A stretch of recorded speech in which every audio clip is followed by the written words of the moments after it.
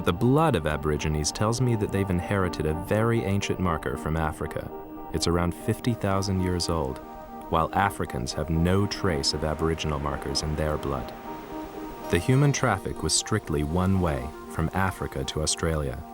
The big question is, what route did they take? 50,000 years ago, the Ice Age had locked up the world's water.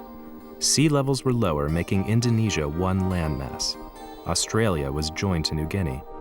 Since then, rising sea levels have covered up any trace of their presence along this route. If these first African migrants traveled this road, then their genes and the elusive Australian marker might survive somewhere.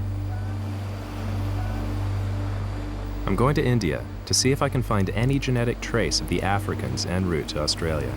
If I can, it'll be the first direct evidence that native Australians came this way. Let's go see if we can make history.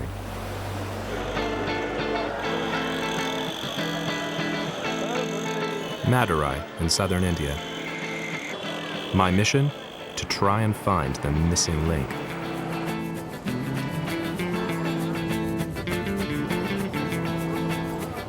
I'm looking for the genetic marker found today in Australian Aborigines that shows their ancestors traveled through India on their journey to their new home.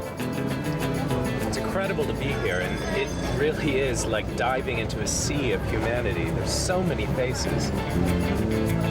It's a long shot, but someone out there may be carrying the genetic link I'm looking for.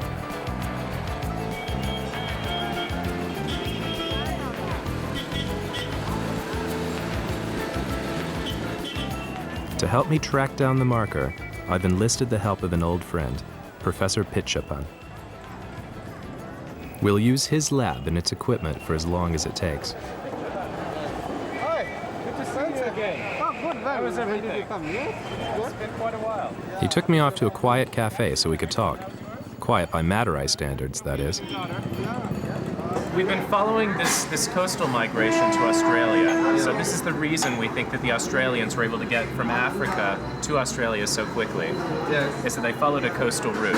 There is absolutely no archaeological evidence for the existence of ancient man in the South India. Right. Let's get on the map. Yeah.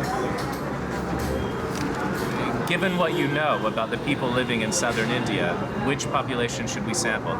Yes, there are many. As we worked out which villages to test, the full reality of our experiment hit me. We were looking for a needle in a haystack the size of India, but Professor Pitchapan was upbeat. Maybe after your study, it may prove that the genetic evidence is better than archaeological evidence alone, probably, right? Well, with any luck. Yes. The following day, I set out to sample an isolated village west of Madurai. This is exactly the sort of thing Luca started doing all those years ago. These villagers are a prime sampling group. They've lived in this region for generations with few outsiders marrying in. The more indigenous and isolated these people are, the easier it should be to find the ancient marker. If it's here. Name? Rajendra. And address? Genes are passed down through generations, so first off I take a detailed family history. Okay, age? 55. And intercaste marriage? Okay. Okay. Mother tongue? Mother tongue Tamil. Okay. Religion? Hindu.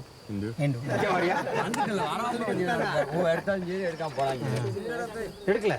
Remember I only sample men? The thing is, without the male Y chromosome, my hunt for markers would be virtually impossible. Let me explain why.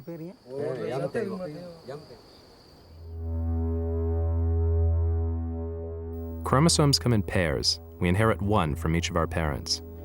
With each new generation, the two chromosomes get chopped up and reordered, making each baby a unique combination of their parents. When that happens, it's bad news for me because I lose my marker trail. It's chopped to pieces by this genetic shuffling. But the Y chromosome is different. It doesn't get reordered every generation. Instead, it passes unchanged from father to son. And so do its markers. creating a perfect genetic trail for me to follow.